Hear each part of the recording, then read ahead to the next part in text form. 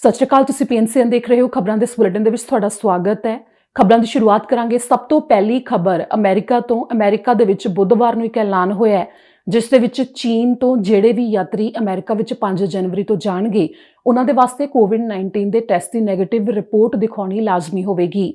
2 ਦਿਨ ਪਹਿਲਾਂ ਹੀ ਇਹ ਟੈਸਟ ਕਰਵਾਇਆ ਹੋਇਆ ਹੋਣਾ ਚਾਹੀਦਾ ਹੈ। 2 ਸਾਲ ਤੇ ਇਸ ਤੋਂ ਜ਼ਿਆਦਾ ਉਮਰ ਵਾਲਿਆਂ ਨੂੰ ਕੋਵਿਡ-19 ਦੇ ਟੈਸਟ ਦੀ ਨੈਗੇਟਿਵ ਰਿਪੋਰਟ ਦਿਖਾਉਣੀ ਲਾਜ਼ਮੀ ਹੋਵੇਗੀ।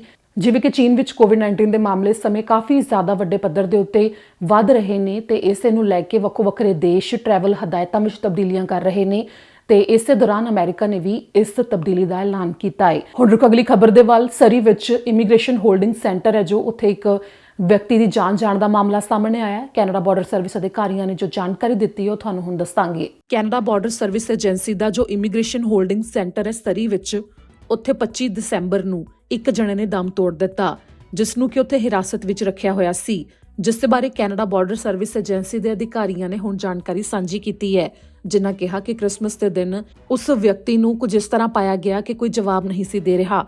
ਤੁਰੰਤ ਐਮਰਜੈਂਸੀ ਟੀਮ ਨੂੰ ਵੀ ਬੁਲਾਇਆ ਗਿਆ ਤੇ ਮੌਕੇ ਦੇ ਉੱਤੇ ਮੌਜੂਦ ਸਟਾਫ ਨੇ ਵੀ ਮਦਦ ਕਰਨ ਦੀ ਕੋਸ਼ਿਸ਼ ਕੀਤੀ, ਪਰ ਐਮਰਜੈਂਸੀ ਟੀਮ ਨੇ ਮੌਕੇ ਤੇ ਹੀ ਉਸ ਨੂੰ ਮ੍ਰਿਤਕ ਐਲਾਨ ਦਿੱਤਾ, ਜਿਸ ਤੋਂ ਬਾਅਦ ਉਸ ਦੇ ਪਰਿਵਾਰਕ ਮੈਂਬਰਾਂ ਨੂੰ ਉਸ ਦੇ ਬਾਰੇ ਜਾਣਕਾਰੀ ਦਿੱਤੀ ਜਾ ਰਹੀ ਹੈ, ਜਿਸ ਦੀ ਪਛਾਣ ਨੂੰ ਜਨਤਕ ਨਹੀਂ ਕੀਤਾ ਗਿਆ। ਨਾ ਹੀ ਇਹ ਦੱਸਿਆ ਗਿਆ ਕਿ ਉਹ ਪੁਰਸ਼ ਸੀ ਜਾਂ ਔਰਤ। ਇੱਥੇ ਜ਼ਿਕਰਯੋਗ ਹੈ ਕਿ ਇਮੀਗ੍ਰੇਸ਼ਨ ਹੋਲਡਿੰਗ ਸੈਂਟਰ ਵਿੱਚ ਜ਼ਿਆਦਾਤਰ ਉਹਨਾਂ ਨੂੰ ਹਿਰਾਸਤ ਵਿੱਚ ਰੱਖਿਆ ਜਾਂਦਾ ਹੈ ਜਿਨ੍ਹਾਂ ਦਾ ਇਮੀਗ੍ਰੇਸ਼ਨ ਸਟੇਟਸ ਖਤਮ ਹੋ ਗਿਆ ਹੋਵੇ ਜਾਂ ਫਿਰ ਬਿਨਾਂ ਕਾਗਜ਼ਾਂ ਤੋਂ ਕੈਨੇਡਾ ਵਿੱਚ ਰਹਿ ਰਹੇ ਹੋਣ, ਉਹਨਾਂ ਦੇ ਉੱਤੇ ਕੋਈ ਕੇਸ ਚੱਲ ਰਿਹਾ ਹੋਵੇ ਜਾਂ ਕੁਝ ਅਜਿਹੇ ਮਾਮਲੇ ਜੋ ਇਮੀਗ੍ਰੇਸ਼ਨ ਨਾਲ ਜੁੜੇ ਹੋਏ ਹੋਣ, ਉਸ ਦੇ ਵਿੱਚ ਕਿਸੇ ਦੇ ਉੱਤੇ ਕੋਈ ਕੇਸ ਚੱਲ ਰਿਹਾ ਹੋਵੇ, ਤਾਂ ਜਦੋਂ ਤੱਕ ਉਸ ਦਾ ਫੈਸਲਾ ਨਹੀਂ ਆ ਜਾਂਦਾ ਤਾਂ ਕਈ ਵਾਰ ਇਮੀਗ੍ਰੇਸ਼ਨ ਹੋਲਡਿੰਗ ਸੈਂਟਰ ਵਿੱਚ ਅਜਿਹੇ ਪ੍ਰਵਾਸੀਆਂ ਨੂੰ ਰੱਖਿਆ ਜਾਂਦਾ ਹੈ।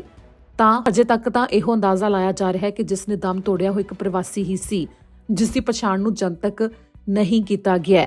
ਇਸ ਦੌਰਾਨ ਕੈਨੇਡਾ ਬਾਰਡਰ ਸਰਵਿਸ ਅਧਿਕਾਰੀਆਂ ਦਾ ਕਹਿਣਾ ਹੈ ਕਿ ਸਰੀ ਆਰਸੀਐਮਪੀ ਤੇ BC ਕਾਰਨਰ ਸਰਵਿਸ ਦੇ ਅਧਿਕਾਰੀ ਇਸ ਮਾਮਲੇ ਦੀ ਜਾਂਚ ਕਰ ਰਹੇ ਨੇ ਤੇ ਨਾਲ ਹੀ CBSA ਵੱਲੋਂ ਵੀ ਇਸ ਦੇ ਉੱਤੇ ਆਪਣੇ ਵੱਲੋਂ ਜਾਂਚ ਕੀਤੀ ਜਾਵੇਗੀ। ਅਗਲੀ ਖਬਰ ਜੋ ਮੈਟਰੋ ਵੈਨਕੂਵਰ ਤੇ ਵੈਨਕੂਵਰ ਆਈਲੈਂਡ ਦੇ ਉੱਤੇ ਕੈਨੇਡਾ ਦੇ ਵਾਤਾਵਰਣ ਵਿਭਾਗ ਦੇ ਵੱਲੋਂ ਚੇਤਾਵਨੀਆਂ ਜੋ ਹੁਣ ਤੱਕ ਦਿੱਤੀਆਂ ਗਈਆਂ ਸੀ ਉਹ ਹਟਾ ਦਿੱਤੀਆਂ ਗਈਆਂ ਨੇ, ਪਰ ਇਸ ਦੌਰਾਨ ਜਿਵੇਂ ਕਿ ਕੱਲ ਵੀ ਬਹੁਤ ਜ਼ਿਆਦਾ ਮੀਂਹ ਪਿਆ ਤਾਂ ਮੈਟਰੋ ਵੈਨਕੂਵਰ ਦੇ ਕਈ ਖੇਤਰ ਜੋ ਕਿ ਸਮੁੰਦਰੀ ਤੱਟਾਂ ਨਾਲ ਲੱਗਦੇ ਨੇ ਉੱਥੇ ਪਾਣੀ ਭਰ ਗਿਆ ਸੀ, ਜਿਸ ਦੀਆਂ ਸੋਸ਼ਲ ਮੀਡੀਆ ਦੇ ਉੱਤੇ ਕਾਫੀ ਵੀਡੀਓਜ਼ ਵੀ ਵਾਇਰਲ ਹੋਈਆਂ। ਇਸ ਦੌਰਾਨ ਲੋਕਾਂ ਨੂੰ ਚੌਕਸ ਰਹਿਣ ਦੇ ਵਾਸਤੇ ਕਿਹਾ ਜਾ ਰਿਹਾ ਹੈ। ਜਿਵੇਂ ਹੀ ਮੌਸਮ ਦੇ ਵਿੱਚ ਕੋਈ ਤਬਦੀਲੀ ਹੁੰਦੀ ਹੈ ਤੇ ਇਸ ਨੂੰ ਲੈ ਕੇ ਖਾਸ ਤੌਰ ਤੇ ਵਾਤਾਵਰਣ ਵਿਭਾਗ ਦੇ ਵੱਲੋਂ ਜੋ ਚੇਤਾਵਨੀਆਂ ਦਿੱਤੀਆਂ ਜਾਂਦੀਆਂ ਨੇ ਉਸ ਦੇ ਉੱਤੇ ਧਿਆਨ ਜ਼ਰੂਰ ਦਿੱਤਾ ਜਾਵੇ, ਇਸ ਵਾਸਤੇ ਵੀ ਕਿਹਾ ਜਾ ਰਿਹਾ ਹੈ। ਹੁਣ ਰੁਕ ਅਗਲੀ ਖਬਰ ਦੇ ਵੱਲ ਕਰਾਂਗੇ। ਵਿਨੀਪੈਗ ਦੇ ਵਿੱਚ ਜੋ ਇੱਕ ਅਪਾਰਟਮੈਂਟ ਇਮਾਰਤ ਦੇ ਵਿੱਚ ਅੱਗ ਲੱਗੀ, ਜਿਸ ਤੋਂ ਬਾਅਦ 2 ਜਣਿਆਂ ਦੀ ਜਾਨ ਚਲੀ ਗਈ ਤੇ ਕਈ ਜ਼ਖਮੀ ਹੋਏ। ਵਿਨੀਪੈਗ ਵਿੱਚ ਇੱਕ ਅਪਾਰਟਮੈਂਟ ਨੂੰ ਅੱਗ ਲੱਗ ਗਈ, ਜਿਸ ਤੋਂ ਬਾਅਦ 2 ਮੌਤਾਂ ਹੋਈਆਂ, ਜਿੱਥੇ ਦਰਜਨਾਂ ਲੋਕਾਂ ਨੂੰ ਕ੍ਰਿਸਮਸ ਦੇ ਦਿਨ ਅੱਗ ਕਰਕੇ ਆਪਣੇ ਘਰ ਖਾਲੀ ਕਰਨੇ ਪਏ ਸੀ। ਵਿਨੀਪੈਗ ਪੁਲਿਸ ਨੇ ਬੁੱਧਵਾਰ ਨੂੰ ਪੁਸ਼ਟੀ ਕੀਤੀ ਕਿ ਇੱਕ ਪੁਰਸ਼ ਤੇ ਇੱਕ ਔਰਤ ਦੀ ਅੱਗ ਕਰਕੇ ਮੌਤ ਹੋ ਗਈ ਹੈ, ਜੋ ਵਾਰਵਿਕ ਅਪਾਰਟਮੈਂਟਸ ਵਿੱਚ ਅਜਿਹਾ ਵਾਪਰਿਆ। ਮਾਮਲੇ ਦੀ ਜਾਂਚ ਚੱਲ ਰਹੀ ਹੈ। ਕਿਸੇ ਉੱਤੇ ਵੀ ਹਜੇ ਕੋਈ ਮਾਮਲਾ ਦਰਜ ਨਹੀਂ ਕੀਤਾ ਗਿਆ। ਵਿਨੀਪੈਗ ਪੁਲਿਸ ਨੇ ਕਿਹਾ ਕਿ ਮ੍ਰਿਤਕਾਂ ਦੇ ਰਿਸ਼ਤੇਦਾਰਾਂ ਨੂੰ ਇਸ ਦੇ ਬਾਰੇ ਜਾਣਕਾਰੀ ਦਿੱਤੀ ਜਾ ਰਹੀ ਹੈ, ਜਿਸ ਲਈ ਉਹਨਾਂ ਦੀ ਪਛਾਣ ਨੂੰ ਅਜੇ ਜਨਤਕ ਨਹੀਂ ਕੀਤਾ ਗਿਆ। ਵਿਨੀਪੈਗ ਪੁਲਿਸ ਸਰਵਿਸ ਤੇ ਵਿਨੀਪੈਗ ਫਾਇਰ ਪੈਰਾਮੈਡਿਕ ਸਰਵਿਸ ਦੇ ਅਧਿਕਾਰੀਆਂ ਨੇ ਕਿਹਾ ਹੈ ਕਿ ਉਹ ਅੱਗ ਲੱਗਣ ਦੇ ਕਾਰਨ ਦੀ ਜਾਂਚ ਕਰ ਰਹੇ ਨੇ। ਐਤਵਾਰ ਨੂੰ ਸਵੇਰ ਦੇ 4:08 ਦਾ ਸਮਾਂ ਸੀ ਜਦੋਂ ਐਮਰਜੈਂਸੀ ਟੀਮ ਨੂੰ ਮੌਕੇ ਦੇ ਉੱਤੇ ਬੁਲਾਇਆ ਗਿਆ ਸੀ, ਜਦੋਂ ਇਮਾਰਤ ਵਿੱਚੋਂ ਕਾਫੀ ਕਾਲਾ ਤੇ ਸੰਘਣਾ ਧੂੰਆਂ ਨਿਕਲ ਰਿਹਾ ਸੀ, ਜਿੱਥੇ ਕਿ ਜਦੋਂ ਅੱਗ ਨੂੰ ਬੁਝਾਉਣ ਵਾਸਤੇ ਫਾਇਰ ਫਾਈਟਰ ਮੌਕੇ ਦੇ ਉੱਤੇ ਪਹੁੰਚੇ ਤਾਂ ਉਹਨਾਂ ਨੇ ਇਮਾਰਤ ਵਿੱਚ ਫਸੇ ਹੋਏ ਕੁਝ ਲੋਕਾਂ ਨੂੰ ਬਾਹਰ ਕੱਢਿਆ। ਇਸ ਦੌਰਾਨ 42 ਜਣੇ ਅੱਗ ਦੇ ਵਿੱਚੋਂ ਕੱਢੇ ਗਏ, ਜਿਨ੍ਹਾਂ ਨੂੰ ਮੌਕੇ ਦੇ ਉੱਤੇ ਬੱਸਾਂ ਬੁਲਾ ਕੇ ਬੱਸਾਂ ਦੇ ਵਿੱਚ ਬਿਠਾਇਆ ਗਿਆ ਸੀ। 6 ਜਣੇ ਇਸ ਦੌਰਾਨ ਜ਼ਖਮੀ ਹੋਏ ਸਨ, ਜਿਨ੍ਹਾਂ ਨੂੰ ਹਸਪਤਾਲ ਪਹੁੰਚਾਇਆ ਗਿਆ। 24 ਤੇ 25 ਦਸੰਬਰ ਨੂੰ ਵਿਨੀਪੈਗ ਵਿੱਚ 12 ਘੰਟੇ ਦੇ ਵਿੱਚ ਹੀ 5 ਥਾਵਾਂ ਦੇ ਉੱਤੇ ਅੱਗ ਲੱਗਣ ਦੇ ਮਾਮਲੇ ਸਾਹਮਣੇ ਆਏ ਸਨ। ਉਹਨਾਂ ਵਿੱਚੋਂ ਇੱਕ ਵਾਰਵਿਕ ਅਪਾਰਟਮੈਂਟਸ ਦੇ ਵਿੱਚ ਵੀ ਲੱਗੀ ਸੀ। ਅਗਲੀ ਖਬਰ ਹੈ ਕਿ ਅਲਬਰਟਾ ਵਿੱਚ ਰੇਲ ਗੱਡੀ ਦੇ 11 ਡੱਬੇ ਪਟੜੀ ਤੋਂ ਹੇਠਾਂ ਉਤਰ ਗਏ, ਜਿੱਥੇ ਕਿ ਟ੍ਰੈਫਿਕ ਵੀ ਲੰਮਾ ਚਿਰ ਵਾਸਤੇ ਪ੍ਰਭਾਵਿਤ ਰਹੀ, ਜਿੱਥੇ ਇਹ ਵਾਪਰਿਆ। ਹਾਈਵੇ 3 ਦੇ ਇੱਕ ਹਿੱਸੇ ਨੂੰ ਉਸ ਸਮੇਂ ਬੰਦ ਕਰਨਾ ਪਿਆ ਜਦੋਂ ਬੁੱਧਵਾਰ ਨੂੰ ਰੇਲ ਗੱਡੀ ਦੇ 11 ਡੱਬੇ ਪਟੜੀ ਤੋਂ ਹੇਠਾਂ ਉਤਰ ਗਏ। ਦੱਖਣੀ ਅਲਬਰਟਾ ਦੇ ਟਾਊਨ ਟੈਬਰ ਦੇ ਕੋਲ ਇਹ ਵਾਪਰਿਆ ਜਦੋਂ ਸਵੇਰ ਦਾ ਸਮਾਂ ਸੀ ਤੇ ਫਿਰ ਹਾਈਵੇ 36 ਤੇ ਰੇਂਜ ਰੋਡ 162 ਦੇ ਦਰਮਿਆਨ ਹਾਈਵੇ 3 ਦੇ ਉੱਤੇ ਟ੍ਰੈਫਿਕ ਪ੍ਰਭਾਵਿਤ ਹੋਈ, ਜਿੱਥੇ ਸਿੰਗਲ ਲੇਨ ਵਿੱਚ ਟ੍ਰੈਫਿਕ ਨੂੰ ਚਲਾਇਆ ਗਿਆ। ਇਸ ਦੌਰਾਨ ਕੋਈ ਵੀ ਜ਼ਖਮੀ ਨਹੀਂ ਹੋਇਆ ਤੇ ਨਾਲ ਹੀ ਰੇਲ ਗੱਡੀ ਦੇ ਡੱਬੇ ਪਟੜੀ ਤੋਂ ਹੇਠਾਂ ਉਤਰਨ ਦੇ ਨਾਲ ਕੋਈ ਵੀ ਖਤਰਨਾਕ ਪਦਾਰਥ ਲੀਕ ਨਹੀਂ ਹੋਇਆ, ਇਹ ਵੀ ਦਾਅਵਾ ਕੀਤਾ ਗਿਆ ਹੈ ਤੇ ਕਿਸੇ ਦੇ ਵਾਸਤੇ ਵੀ ਇਸ ਦੌਰਾਨ ਕੋਈ ਖਤਰਾ ਨਹੀਂ ਹੈ। ਜਿਸ ਵਾਸਤੇ ਆਰਸੀਐਮਪੀ ਦੇ ਵੱਲੋਂ ਵੀ ਮਾਮਲੇ ਦੀ ਜਾਂਚ ਕੀਤੀ ਜਾ ਰਹੀ ਹੈ ਤੇ ਨਾਲ ਹੀ ਕੈਨੇਡੀਅਨ ਪੈਸੀਫਿਕ ਰੇਲਵੇ ਪੁਲਿਸ ਦੇ ਮੈਂਬਰ ਵੀ ਮੌਕੇ ਦੇ ਉੱਤੇ ਪਹੁੰਚ ਗਏ ਜੋ ਕਿ ਮਾਮਲੇ ਦੀ ਜਾਂਚ ਕਰ ਰਹੇ ਸਨ। ਬੁੱਧਵਾਰ ਨੂੰ ਦੇਰ ਸਵੇਰ ਤੱਕ ਹਾਈਵੇ ਨੂੰ ਮੁੜ ਤੋਂ ਖੋਲ੍ਹਿਆ ਗਿਆ। ਆਰਸੀਐਮਪੀ ਅਧਿਕਾਰੀਆਂ ਦੇ ਵੱਲੋਂ ਇਸ ਦੇ ਬਾਰੇ ਸਵੇਰੇ 8 ਵਜੇ ਤੱਕ ਹੀ ਅਪਡੇਟ ਪਹਿਲਾਂ ਜਾਰੀ ਕੀਤੀ ਗਈ ਸੀ।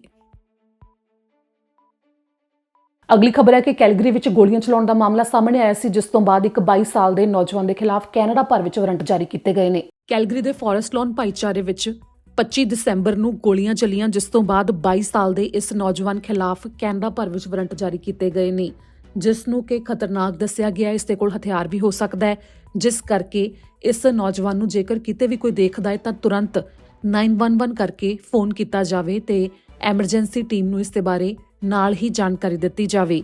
2600 ਬਲਾਕ ਤੇ 36 ਸਟਰੀਟ ਸਾਊਥ ਈਸਟ ਦੇ ਉੱਤੇ 4:30 ਵਜੇ ਦਾ ਸਮਾਂ ਸੀ ਸਵੇਰੇ ਦਸੰਬਰ 25 ਨੂੰ, ਜਦੋਂ ਇੱਕ 24 ਸਾਲ ਦਾ ਸੈਮੂਅਲ ਵੈਲਡੇ ਹੈਲੇ ਨਾਮਕ ਨੌਜਵਾਨ ਜ਼ਖਮੀ ਮਿਲਿਆ, ਜਿਸ ਤੇ ਕਿ ਗੋਲੀਆਂ ਲੱਗੀਆਂ ਹੋਈਆਂ ਸੀ, ਜਿਸ ਨੂੰ ਕਿ ਹਸਪਤਾਲ ਵੀ ਪਹੁੰਚਾਇਆ ਗਿਆ, ਪਰ ਉੱਥੇ ਪਹੁੰਚ ਕੇ ਉਸਨੇ ਦਮ ਤੋੜ ਦਿੱਤਾ ਤੇ ਉਸਦੇ ਕਤਲ ਮਾਮਲੇ ਵਿੱਚ ਹੁਣ ਇਸ 22 ਸਾਲ ਦੇ ਯੂਸਫ ਹੈਗੋਜ਼ ਨਾਮਕ ਨੌਜਵਾਨ ਦੀ ਭਾਲ ਕੀਤੀ ਜਾ ਰਹੀ ਹੈ, ਜਿਸ ਦਾ ਕੱਦ 5 ਫੁੱਟ 11 ਇੰਚ ਦੇ ਨੇੜੇ ਹੈ। 64 ਕਿਲੋ ਇਸ ਦਾ ਭਾਰ ਹੈ। ਪੁਲਿਸ ਨੇ ਇਸ ਦੀ ਤਸਵੀਰ ਸਾਂਝੀ ਕੀਤੀ ਹੈ ਤੇ ਨਾਲ ਹੀ ਇਸ ਦੇ ਬਾਰੇ ਕਿਸੇ ਨੂੰ ਵੀ ਕੋਈ ਜਾਣਕਾਰੀ ਹੋਵੇ ਤਾਂ ਤੁਰੰਤ ਐਮਰਜੈਂਸੀ ਨੰਬਰ ਦੇ ਉੱਤੇ ਫੋਨ ਕਰਨ ਦੇ ਲਈ ਕਿਹਾ ਹੈ। ਇਸ ਦੇ ਨਾਲ ਸੰਪਰਕ ਕਰਨ ਦੀ ਕੋਸ਼ਿਸ਼ ਨਾ ਕੀਤੀ ਜਾਵੇ, ਜਿਸ ਨੂੰ ਕਿ ਖਤਰਨਾਕ ਦੱਸਿਆ ਗਿਆ ਹੈ। ਹਾਈਵੇ 2 ਦੇ ਉੱਤੇ ਕ੍ਰਾਸਫੀਲਡ ਦੇ ਕੋਲ ਇੱਕ ਭਿਆਨਕ ਸੜਕ ਹਾਦਸਾ ਵਾਪਰਿਆ, ਜਿੱਥੇ ਕਿ ਕਰੀਬ 14 ਵਾਹਨ ਆਪਸ ਦੇ ਵਿੱਚ ਟਕਰਾ ਗਏ ਤੇ ਜਾਣਕਾਰੀ ਵੀ ਦਿੱਤੀ ਜਾ ਰਹੀ ਹੈ ਕਿ ਵਾਹਨਾਂ ਦੀ ਗਿਣਤੀ 20 ਤੱਕ ਸੀ, ਜਿੱਥੇ ਕਿ ਇਸ ਸੜਕ ਹਾਦਸੇ ਵਿੱਚ ਇੱਕ ਜਣੇ ਦੀ ਮੌਤ ਹੋ ਗਈ ਤੇ ਹੋਰ ਕਈ ਜ਼ਖਮੀ ਹੋਏ ਨੇ, ਜਿਸ ਦੇ ਵਿੱਚ 9 ਦੇ ਕਰੀਬ ਜ਼ਖਮੀ ਹੋਣ ਦੇ ਬਾਰੇ ਦੱਸਿਆ ਗਿਆ, ਜਿਨ੍ਹਾਂ ਵਿੱਚੋਂ ਕੁਝ ਦੀ ਹਾਲਤ ਗੰਭੀਰਤਾ ਬਣੀ ਹੋਈ ਹੈ ਪਰ ਖਤਰੇ ਤੋਂ ਬਾਹਰ ਹੈ। ਪਰ ਇਸ ਦੌਰਾਨ ਇੱਕ ਜਣੇ ਦੀ ਜਾਨ ਵੀ ਚਲੀ ਗਈ। ਜਿਵੇਂ ਕਿ ਪੁਲਿਸ ਨੇ ਇਸ ਹਾਦਸੇ ਦੇ ਬਾਰੇ ਜਾਣਕਾਰੀ ਦਿੱਤੀ ਹੈ ਤਾਂ ਮੰਗਲਵਾਰ ਦੀ ਰਾਤ ਨੂੰ 10:10 ਦਾ ਸਮਾਂ ਸੀ ਜਦੋਂ ਇਹ ਸੜਕ ਹਾਦਸਾ ਵਾਪਰਿਆ, ਜਿਸ ਦੇ ਪਿੱਛੇ ਮੁੱਖ ਕਾਰਨ ਮੌਸਮ ਵਿੱਚ ਖਰਾਬੀ ਤੇ ਅੱਗੇ ਘੱਟ ਦਿਖਾਈ ਦੇਣਾ ਹੀ ਦੱਸਿਆ ਜਾ ਰਿਹਾ ਹੈ, ਜਿਸ ਦੌਰਾਨ ਇੱਕ ਤੋਂ ਬਾਅਦ ਇੱਕ ਕਈ ਵਾਹਨ ਆਪਸ ਦੇ ਵਿੱਚ ਟਕਰਾਉਂਦੇ ਗਏ ਤੇ ਬੁੱਧਵਾਰ ਦੀ ਸਵੇਰ ਤੱਕ ਸੜਕ ਦੇ ਉੱਤੇ ਐਮਰਜੈਂਸੀ ਟੀਮਸ ਮੌਜੂਦ ਸਨ, ਜਿੱਥੇ ਕਿ ਵਾਹਨ ਵੀ ਮੌਜੂਦ ਸਨ ਤੇ ਇਸ ਦੇ ਬਾਰੇ ਜਾਣਕਾਰੀ ਪੁਲਿਸ ਦੇ ਵੱਲੋਂ ਸਾਂਝੀ ਕੀਤੀ ਗਈ। ਹੁਣ ਰੁਕ ਅਗਲੀ ਖਬਰ ਦੇ ਵੱਲ ਕਰਾਂਗੇ। ਟੋਰਾਂਟੋ ਵਿੱਚ ਇੱਕ ਫਿਜ਼ੀਓਥੈਰੇਪਿਸਟ ਦੇ ਬਾਰੇ ਜਾਣਕਾਰੀ ਸਾਂਝੀ ਕੀਤੀ ਗਈ ਹੈ, ਜਿਸ ਨੇ ਇੱਕ ਨਾਬਾਲਗ ਬੱਚੀ ਦੇ ਨਾਲ ਜਿਨਸੀ ਸ਼ੋਸ਼ਣ ਕੀਤਾ ਜਦੋਂ ਉਹ ਉਸ ਦਾ ਇਲਾਜ ਕਰ ਰਿਹਾ ਸੀ। ਟੋਰਾਂਟੋ ਵਿੱਚ ਇੱਕ ਫਿਜ਼ੀਓਥੈਰੇਪਿਸਟ ਦੇ ਉੱਤੇ ਇਲਜ਼ਾਮ ਲੱਗੇ ਨੇ ਕਿ ਜਦੋਂ ਇੱਕ ਨਾਬਾਲਗ ਲੜਕੀ ਦਾ ਇਲਾਜ ਕਰ ਰਿਹਾ ਸੀ ਤਾਂ ਲੜਕੀ ਦੇ ਨਾਲ ਜਿਨਸੀ ਸ਼ੋਸ਼ਣ ਹੋਇਆ, ਜਿਸ ਦੇ ਬਾਰੇ ਟੋਰਾਂਟੋ ਪੁਲਿਸ ਨੇ ਦੱਸਿਆ ਕਿ ਐਂਡੇਵਰ ਸਪੋਰਟਸ ਪਰਫਾਰਮੈਂਸ ਤੇ ਰੀਹੈਬਿਲਿਟੇਸ਼ਨ ਸੈਂਟਰ ਹੈ ਜੋ ਉੱਥੇ ਇਹ ਵਾਪਰਿਆ, ਜੋ ਕਿ ਬੇਵਿਊ ਐਵੇਨਿਊ ਤੇ ਐਗਲਿੰਗਟਨ ਐਵੇਨਿਊ ਈਸਟ ਦੇ ਕੋਲ ਹੈ, ਜਿੱਥੇ ਕਿ ਇੱਕ ਵਿਅਕਤੀ ਜੋ ਕਲੀਨਿਕ ਵਿੱਚ ਕੰਮ ਕਰ ਰਿਹਾ ਸੀ ਫਿਜ਼ੀਓਥੈਰੇਪਿਸਟ ਵਜੋਂ ਮਾਰਚ 2021 ਤੋਂ ਮਾਰਚ 2022 ਦੇ ਦਰਮਿਆਨ ਤਾਂ 14 ਸਾਲ ਦੀ ਲੜਕੀ ਦਾ ਜਦੋਂ ਉਹ ਇਲਾਜ ਕਰ ਰਿਹਾ ਸੀ ਤਾਂ ਉਸ ਸਮੇਂ ਉਸ ਲੜਕੀ ਨਾਲ ਉਸਨੇ ਜਿਨਸੀ ਸ਼ੋਸ਼ਣ ਕੀਤਾ। ਪੁਲਿਸ ਅਧਿਕਾਰੀਆਂ ਨੇ ਕਿਹਾ ਕਿ child and youth advocacy centre ਹੈ ਜੋ ਉਹਨਾਂ ਨੇ ਇਸੇ ਮਹੀਨੇ ਮਾਮਲੇ ਦੀ ਜਾਂਚ ਸ਼ੁਰੂ ਕੀਤੀ ਸੀ, ਜਿਸ ਦੇ ਨਤੀਜੇ ਵਜੋਂ 34 ਸਾਲ ਦਾ ਡੇਨੀਅਲ ਪ੍ਰਿੰਗਲ ਉਸ ਨੂੰ ਗ੍ਰਿਫਤਾਰ ਕੀਤਾ ਗਿਆ ਤੇ ਉਸ ਉੱਤੇ ਜਿਨਸੀ ਸ਼ੋਸ਼ਣ ਨਾਲ ਜੁੜੇ ਮਾਮਲੇ ਵੀ ਦਰਜ ਕੀਤੇ ਗਏ ਨੇ। ਪੁਲਿਸ ਨੇ ਕਿਹਾ ਕਿ ਜੇਕਰ ਕਿਸੇ ਹੋਰ ਨੂੰ ਡੇਨੀਅਲ ਦੇ ਬਾਰੇ ਕੋਈ ਜਾਣਕਾਰੀ ਹੋਵੇ ਤਾਂ 4168082922 ਤੇ ਫੋਨ ਕਰਕੇ ਉਹਨਾਂ ਨਾਲ ਸੰਪਰਕ ਕੀਤਾ ਜਾ ਸਕਦਾ ਹੈ। ਜੇਕਰ ਆਪਣੀ ਪਛਾਣ ਨੂੰ ਗੁਪਤ ਰੱਖ ਕੇ ਕਿਸੇ ਨੇ ਕੋਈ ਜਾਣਕਾਰੀ ਦੇਣੀ ਹੈ ਤਾਂ 4162228477 ਦੇ ਉੱਤੇ ਫੋਨ ਕਰਕੇ ਜਾਣਕਾਰੀ ਸਾਂਝੀ ਕੀਤੀ ਜਾ ਸਕਦੀ ਹੈ। ਹੁਣ ਰੁਕ ਅਗਲੀ ਖਬਰ ਦੇ ਵੱਲ ਕਰਾਂਗੇ, ਜੋ ਓਨਟਾਰੀਓ ਦੇ ਸਿਹਤ ਵਿਭਾਗ ਨੇ ਤਾਜ਼ਾ ਐਲਾਨ ਕੀਤਾ ਹੈ ਕਿ ਜਨਵਰੀ ਤੋਂ ਲਾਗੂ ਕੀਤਾ ਜਾ ਰਿਹਾ ਹੈ ਕਿ ਜਿੱਥੇ ਓਨਟਾਰੀਓ ਵਿੱਚ ਹੁਣ ਫਾਰਮਾਸਿਸਟ ਪ੍ਰਸਕ੍ਰਿਪਸ਼ਨ ਤੋਂ ਬਿਨਾਂ ਕੁਝ ਬਿਮਾਰੀਆਂ ਦੇ ਲਈ ਦਵਾਈ ਦੇ ਸਕਣਗੇ। ਓਨਟਾਰੀਓ ਵਿੱਚ ਫਾਰਮਾਸਿਸਟ ਛੇਤੀ ਹੀ ਕੁਝ ਬਿਮਾਰੀਆਂ ਦੇ ਲਈ ਆਪ ਦਵਾਈਆਂ ਦੇ ਸਕਣਗੇ, ਜਿਸ ਦੇ ਲਈ ਡਾਕਟਰ ਤੋਂ ਅਪਾਇੰਟਮੈਂਟ ਜਾਂ ਪ੍ਰਸਕ੍ਰਿਪਸ਼ਨ ਦੀ ਲੋੜ ਨਹੀਂ ਪਵੇਗੀ। ਜਨਵਰੀ 1 ਤੋਂ ਓਨਟਾਰੀਓ ਸੂਬੇ ਵਿੱਚ ਫਾਰਮਾਸਿਸਟ ਮੌਕੇ ਦੇ ਉੱਤੇ ਪ੍ਰਸਕ੍ਰਿਪਸ਼ਨ ਭਰ ਕੇ ਦੇ ਸਕਣਗੇ, ਜੋ 13 ਸਭ ਤੋਂ ਆਮ ਬਿਮਾਰੀਆਂ ਦੇ ਲਈ ਅਜਿਹਾ ਕੀਤਾ ਜਾ ਸਕੇਗਾ, ਜਿਵੇਂ ਕਿ ਭਾਰਤ ਤੇ ਹੋਰ ਕਈ ਦੇਸ਼ਾਂ ਵਿੱਚ ਮੈਡੀਕਲ ਸਟੋਰ ਤੇ ਹੀ ਬਿਮਾਰੀ ਦੱਸ ਕੇ ਦਵਾਈ ਖਰੀਦੀ ਜਾ ਸਕਦੀ ਹੈ। ਅਜਿਹਾ ਪਹਿਲੀ ਵਾਰ ਕੈਨੇਡਾ ਦੇ ਵਿੱਚ ਵੀ ਹੋਵੇਗਾ। ਬੁਖਾਰ, ਮੂੰਹ 'ਚ ਇਨਫੈਕਸ਼ਨ, ਸਕਿਨ ਦੀ ਆਮ ਐਲਰਜੀ, ਅੱਖਾਂ ਦਾ ਲਾਲ ਹੋਣਾ, ਲੜਕੀਆਂ ਨੂੰ ਮਹੀਨਾਵਾਰ ਜੋ ਦਰਦ ਹੁੰਦਾ ਹੈ ਉਸ ਦੇ ਲਈ, ਐਸਿਡ ਬਣਨਾ, ਛਾਲੇ ਹੋਣਾ, ਮੱਛਰ ਜਾਂ ਕਿਸੇ ਕੀੜੇ ਦੇ ਕੱਟਣ ਨਾਲ ਜੋ ਸੋਜ ਹੁੰਦੀ ਹੈ, ਸਿਰ ਦਰਦ ਤੇ ਕੁਝ ਹੋਰ ਬਿਮਾਰੀਆਂ ਦੱਸੀਆਂ ਗਈਆਂ ਨੇ, ਜਿਨ੍ਹਾਂ ਦੇ ਲਈ ਫਾਰਮਾਸਿਸਟ ਹੀ ਦਵਾਈ ਦੇ ਸਕਣਗੇ। ਓਨਟਾਰੀਓ ਹੈਲਥ ਕਾਰਡ ਨੇ ਜਿਨ੍ਹਾਂ ਕੋਲ ਉਹਨਾਂ ਨੂੰ ਫਾਰਮੇਸਿਸ ਤੇ ਇਹ ਸਰਵਿਸ ਮੁਫਤ ਮਿਲੇਗੀ। ਬੁੱਧਵਾਰ ਨੂੰ ਓਨਟਾਰੀਓ ਦੇ ਸਿਹਤ ਵਿਭਾਗ ਨੇ ਇਹ ਐਲਾਨ ਕੀਤਾ ਹੈ, ਜਿਨ੍ਹਾਂ ਵੱਲੋਂ ਕਿਹਾ ਗਿਆ ਹੈ ਕਿ ਇਸ ਕਦਮ ਦੇ ਨਾਲ ਓਨਟਾਰੀਓ ਵਾਸੀਆਂ ਦੇ ਲਈ ਇੱਕਦਮ ਜੋ ਮਦਦ ਮੁਹੱਈਆ ਕਰਵਾਈ ਜਾ ਸਕਦੀ ਹੈ ਉਹ ਮਿਲੇਗੀ। ਜਿਵੇਂ ਕਿ ਕਈ ਵਾਰ ਇਹਨਾਂ ਬਿਮਾਰੀਆਂ ਦੇ ਲਈ ਡਾਕਟਰ ਦੀ ਅਪਾਇੰਟਮੈਂਟ ਸਮੇਂ ਸਿਰ ਨਹੀਂ ਮਿਲਦੀ ਤਾਂ ਲੋਕਾਂ ਨੂੰ ਐਮਰਜੈਂਸੀ ਦੇ ਵਿੱਚ ਵੀ ਜਾਣਾ ਪੈਂਦਾ ਹੈ, ਤੇ ਜਦੋਂ ਹੁਣ ਇਹਨਾਂ ਬਿਮਾਰੀਆਂ ਦੇ ਲਈ ਫਾਰਮੇਸੀ ਤੇ ਹੀ ਦਵਾਈ ਮਿਲ ਸਕੇਗੀ ਤਾਂ ਉਹਨਾਂ ਦੇ ਲਈ ਇਹ ਸੁਖਾਲਾ ਹੋ ਜਾਵੇਗਾ ਤੇ ਸਿਹਤ ਸਿਸਟਮ ਦੇ ਉੱਤੇ ਥੋੜਾ ਬੋਝ ਵੀ ਘੱਟ ਹੋਵੇਗਾ। ਇਸ ਦੇ ਨਾਲ ਡਾਕਟਰਾਂ ਨੂੰ ਵੀ ਹੋਰ ਸਮਾਂ ਮਿਲੇਗਾ ਕਿ ਉਹ ਉਹਨਾਂ ਮਾਮਲਿਆਂ ਦੇ ਉੱਤੇ ਧਿਆਨ ਦੇਣ ਜੋ ਗੰਭੀਰ ਨੇ। ਇੱਥੇ ਵੀ ਜ਼ਿਕਰਯੋਗ ਹੈ ਕਿ ਸਾਲ 2022 ਦੇ ਵਿੱਚ ਹੀ ਦਸੰਬਰ 12 ਤੋਂ ਓਨਟਾਰੀਓ ਵਿੱਚ ਜੋ ਫਾਰਮਾਸਿਸਟ ਨੇ ਉਹਨਾਂ ਨੂੰ ਇਜਾਜ਼ਤ ਦਿੱਤੀ ਗਈ ਕਿ ਉਹ ਪੈਕਸਲੋਵਿਡ ਜੋ ਕਿ ਕੋਵਿਡ-19 ਦੇ ਇਲਾਜ ਲਈ ਐਂਟੀਵਾਇਰਲ ਹੈ ਉਹ ਦੇ ਸਕਦੇ ਨੇ ਆਪਣੇ ਵੱਲੋਂ ਹੀ, ਜਿਸ ਦੇ ਵਾਸਤੇ ਕਿਸੇ ਡਾਕਟਰ ਤੋਂ ਪ੍ਰੈਸਕ੍ਰਿਪਸ਼ਨ ਦੀ ਲੋੜ ਵੀ ਨਹੀਂ ਹੈ। ਜੋ ਕਿ ਦਸੰਬਰ 12 ਤੋਂ ਇੱਕ ਦਵਾਈ ਦੇ ਲਈ ਕੁਝ ਅਜਿਹਾ ਕੀਤਾ ਗਿਆ ਤਾਂ ਜਨਵਰੀ 1 ਤੋਂ 13 ਹੋਰ ਬਿਮਾਰੀਆਂ ਨੇ ਜਿਨ੍ਹਾਂ ਵਾਸਤੇ ਹੁਣ ਇਹ ਇਜਾਜ਼ਤ ਦਿੱਤੀ ਜਾ ਰਹੀ ਹੈ।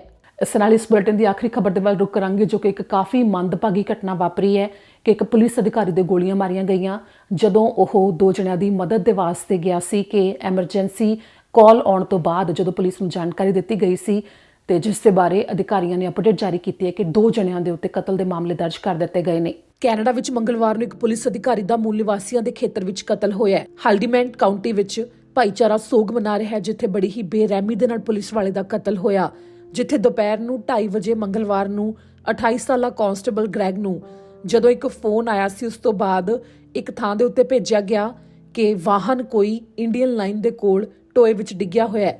ਜਦੋਂ ਪੁਲਿਸ ਅਧਿਕਾਰੀ ਉਸ ਵਾਹਨ ਦੇ ਕੋਲ ਪਹੁੰਚਿਆ ਤਾਂ ਇੱਕਦਮ ਵਾਹਨ ਦੇ ਵਿੱਚੋਂ ਦੋ ਜਣਿਆਂ ਨੇ ਗੋਲੀਆਂ ਚਲਾ ਦਿੱਤੀਆਂ।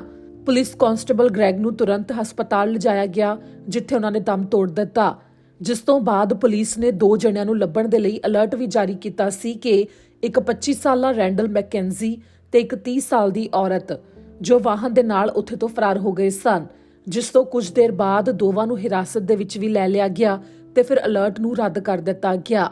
ਜਿਵੇਂ ਕਿ ਐਮਰਜੈਂਸੀ ਫੋਨ ਆਉਣ ਤੋਂ ਬਾਅਦ ਪੁਲਿਸ ਕਾਂਸਟੇਬਲ ਮੌਕੇ ਦੇ ਉੱਤੇ ਪਹੁੰਚਿਆ ਸੀ, ਜਿਸ ਤੱਕ ਇਹ ਕਤਲ ਹੋਇਆ। ਅਜਿਹੇ ਵਿੱਚ ਭਾਈਚਾਰੇ 'ਚ ਸਹਿਮ ਦਾ ਮਾਹੌਲ ਹੈ ਤੇ ਇਸ ਦੇ ਉੱਤੇ ਪੁਲਿਸ ਅਧਿਕਾਰੀਆਂ ਦੀ ਸੁਰੱਖਿਆ ਨੂੰ ਲੈ ਕੇ ਕਈ ਸਵਾਲ ਵੀ ਉੱਠਦੇ ਨੇ।